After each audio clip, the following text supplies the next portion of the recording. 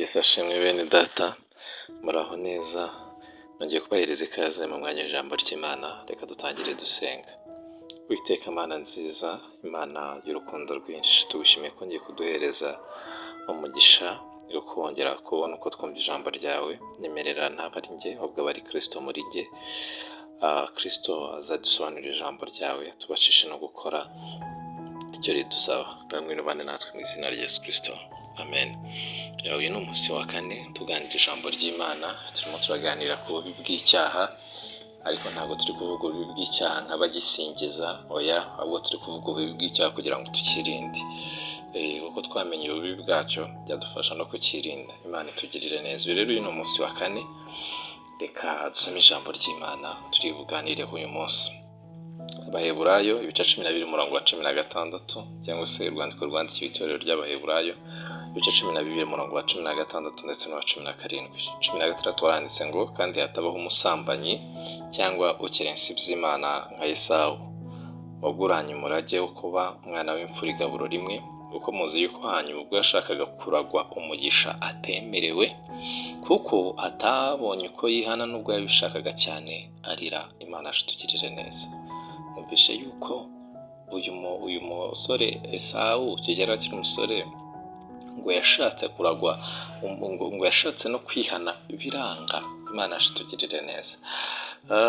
Hari igihe umuntu akora ibyaha yumva ari ibintu bisanzwe, ariko ingaruka z'icyaha zigenda zimusatira akumva uburemere bwabyo. Mwene data, uramenye wikerense icyaha.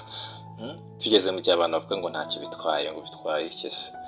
Mwene data, icyaha gifite icyo gitwaye. Icyaha kigutwara ubusabane n'Imana, icyaha kigutwara ibyiringiro, icyaha kigutwara amahoro, icyaha kigutwara umurage wo kuzabona Imana. Icyaha ni kibi. Satani ni umugome. Iyo ugiye kugikora akubwira ko ntacyo bitwaye, ariko mu by'ukuri aba agutwaye byose. Ahubwo agutwara byose kugeza ku rwego agenda kwica gahoro gahoro, bikazagusohoreza mu kurimbuka. Mwene data unyumvishije, uramenye ntukine n'icyaha. Esawu umunsi agurana umurage wo kuba umwana w'imfura akawugurana ibishyimbo, yumvaga ari ibintu bisanzwe, ariko yamenye uburemere bwabyo. Ageze aho yari akeneye uwo mugisha, ngo yabwiye se ngo nta mugisha na muke usigaye. Aramubwira ati, murumuna wawe namuhaye imigisha iyo ku butaka, iyo mu kirere, iy'amasoko, y'amatungo, ati nta kintu na kimwe nigeze musigira. Imana ashitugirire neza. Nibwo yabashije guhita yumva uburemere bw'ikintu yakoze. Imana itugirire neza. Mwene data unyumvishije, uramenye wikinisha icyaha. Icyaha ni kibi, icyaha ni kibi cyane. Ngo Esawu rero, hari n'ubwo yashatse kwihana arira cyane, ariko ngo ntiyabibasha. Hari igihe rero abantu bavuga bati bakagenda bikora, nzahita njya kwihana, reka nzamariye inshuro imwe, ndumva umubiri ntazi ukuntu umeze, ati nzahita njya kwihana, ati reka nywe inzoga rimwe, ati ntabwo nakikura muri abo bantu, ati reka nibeho gatoya, ati reka mbeshyeho gatoya, ukihana, ukongera ukihana. Ariko ntabwo ari buri gihe cyose burya bizakunda. Hari igihe ngo umuntu ashaka kwihana reka bikanga. Imana itugirire neza. Kandi Imana yo ni inyembabazi. Mu gitabo cy'umugenzi harimo inkuru ya mukristo wageze kwa musobanuzi. Yageze ngo hari icyumba yabonye, ngo icyo cyumba ngo cyari kirimo umuntu ngo wicaye mu kazitiro k'ibyuma, ababaye, ari mu icuraburindi ry'ibyaha. Imana itugirire neza. Arangije aramubaza umukristo, ngo abaza musobanuzi ati, kuki uyu muntu yicaye hano hantu muri aka kazitiro k'ibyuma? Musobanuzi abwira mukristo ngo mubaze impamvu yicayemo. Aramubaza ati, wa muntu we urute umeze uti? Uwo muntu aramubwira ngo nduko ntahoze. Arangije aramubaza ati, se kuki wicaye mwaho ngaho? Aramubwira ati nyine amubwira ukuntu kuba yicaye mwaho hantu ari we wabyiteye. Imana itugirire neza. Yari afite ubwihebe bwinshi, ababaye. Aramubwira ngo impamvu nihuse, impamvu mwaricaye mwaho hantu, ngo yakoze ibyaha, ngo ku buryo atarakibasha kwikura muri ako kazitiro. Aramubwira ati, none se ko Imana ari inyembabazi, naho ayisaba ngo ikubabarire? Aramubwira ati, hoya, ati njye nirukanye umwuka wera w'Imana, ati nakoze ibyaha, ati ntera umwuka wera w'Imana agahinda arigendera. Aramubwira ngo nihamagariye Satani araza anyicaramo. Mukristo amaze ati, si Imana si inyembabazi? Amubwira ukuntu ari ahantu kure atakibasha kwakira imbabazi z'Imana.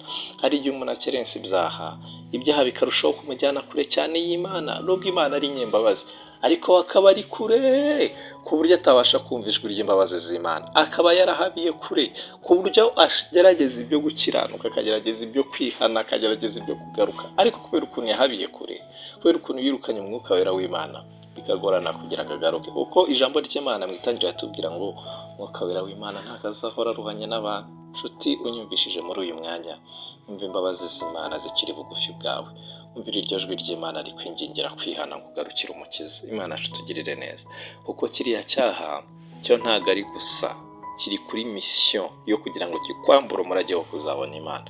Satani ni umugome. Ziriya mpamvu zigutera kubeshya, zigutera kugambana, zigutera kugira nabi, zigutera gusambana, zigutera kunywa inzoga, zigutera kwiba, ziriya mpamvu ntugire ngo ni gusa. Satani aba yazanye izo mpamvu kugira ngo nukora icyo cyaha akwiba umurage wo kuzaraganwa kubona bera, umurage wo kuzabona Imana. Imana tugirire neza. Kiriya cyaha si gusa kiri kuri misiyo y'umwanzi Satani. Wigikinisha rero, kuko ntabwo ari ibintu bisanzwe byoroheje byo kuvuga ngo ndagikora nze kwihana. Oya we, hari igihe bidakunda ukaba kure cyane y'Imana, cyangwa se bikaba byegereye iherezo ryawe ukabikora ubu turimbuka. Imana yacu tugirire neza. Nkwifurije rero kumva ijwi ry'Imana rikubwira ngo ugarukire aho ngaho wihane. Wowe wakoze rero ibyo byaha, ihane. Yesu Kristo aracyagutegeye amaboko, aracyifuza kukurokora, aracyifuza kugukura mu byaha. Imana yacu tugirire neza. Ikimenyetso cy'uko yifuza kugukura mu byaha ni uko wumvishije rino jambo ry'Imana. Imana itugirire neza. Yesaya yigeze hano uravuga ngo naho ibyaha byanyu byatukura tukutuku, ngo ndabasha kubyeza ngo mbihindure nka shelegi. Shelegi ni urubura. Imana yacu tugirire neza. Imana ibasha kukweza nta kitabashije. Ikintu cyerekana ko imbabazi z'Imana zikikuri bugufi ni uko wumvishije rino jambo rikubwira ngo garuka. Imana igufitiye imbabazi nyinshi. Hanyuma rero ntukirenze ubuntu bw'Imana, tuzakenera kongera kwihana nyamara bitagikunze. Imana itugirire neza.